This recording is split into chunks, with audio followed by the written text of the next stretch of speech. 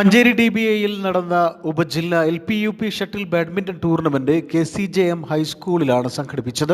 വിവിധ സ്കൂളുകളിൽ നിന്നായുള്ള കുട്ടികൾ മത്സരങ്ങളിൽ പങ്കെടുത്തു. മഞ്ചേരി ഉപജില്ല വിദ്യാഭ്യാസ ഓഫീസർ സുനിത മത്സരം ഉദ്ഘാടനം ചെയ്തു. KCJM high school headmaster Fahis Paramban, convener Muneer MK, coach Abubakar Siddique എന്നിവർ കളികൾ നിയന്ത്രിച്ചു. അധ്യാപകരായ Savithri K, Ruby Khaliq, Sherina Faisal, Dilshana, school management പ്രതിനിധി മുഹമ്മദ് സലീം എന്നിവർ പങ്കെടുത്തു.